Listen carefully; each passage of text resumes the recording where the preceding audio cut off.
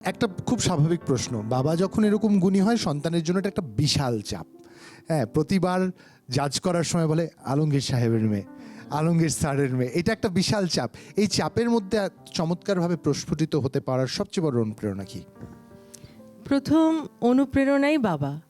কারণ আমার গান শেখাটা বা আমার ভেতরে গানের প্রতি ভালোবাসাটাকে যে জাগ্রত করার ব্যাপারটা, এটা পুরাটাই আমার বাবার গানের প্রতি ভালোবাসা থেকেই এসেছে।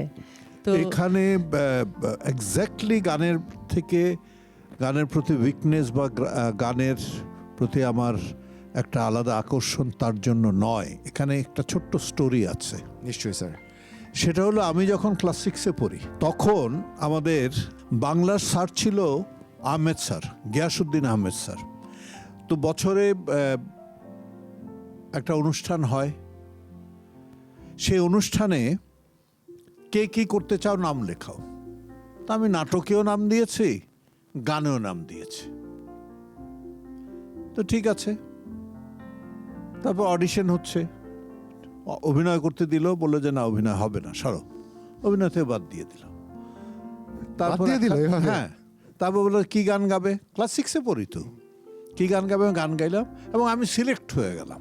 তার কিছুদিন পরে আমাদের অ্যানুয়াল ফাংশন, গানটা আমি গাইলাম। আমি কিন্তু হারমোনিয়াম বাজাতে জানি না, আমি জীবনে গান শিখিনি। তারপর সে আহমেদ স্যার, গিয়াসউদ্দিন আহমেদ স্যার আমাকে ডেকে বলল যে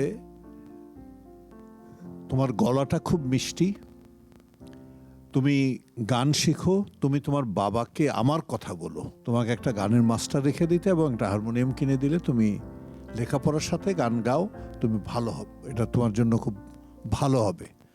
তো বাবাকে বলতে পারিনি, সাহস পাইনি বাবাকে বলার জন্য। মাকে বলেছিলাম, মা বাবাকে দিয়ে বলেছিল। তো আমার বাবা অনেকক্ষণ আমার মার দিকে তাকিয়ে বলেছিল যে আমার ছেলেটা নষ্ট হয়ে যাচ্ছে। মানে এত কনজারভেটিভ ফ্যামিলি ছিল। আমার আর গান শেখা হয়নি জীবনে। হারমোনিয়ামের সা কোনটা সেটা আমি এখনো জানি না। আমার সেই দুঃখটা আমি আমার মেয়ের ভেতর থেকে বের করে আমার এনেছি। পরের প্রশ্নটাই স্যার এটা ছিল যে ব্যক্তি আলমগীর বাবা হিসেবে, ঘরের মানুষরা যার কাছে দৌড়ে ছুটে চলে যাওয়া যায়, সেই বাবাটা কেমন ছিল এটা জানতে চাই। বাবার সাথে সন্তানের আর বাবার সাথে মেয়ের, তাও বড় মেয়ের, আমার মনে হয় ধাপে ধাপে সম্পর্ক বদল হয়। খুব ছোটবেলায় বাবাকে আমি অনেক বেশি ভয় পেতাম। আমরা 3 ভাই বোন, আমরা 3জনই বাবাকে আসলে অনেক বেশি ভয় পেতাম বললেও ভুল হবে, আমরা আসলে এখনও অনেক ভয় পাই।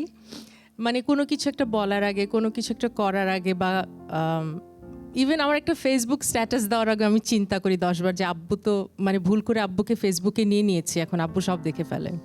তো চিন্তা করে চলি এবং সেটা আসলে একটা ব্লেসিং।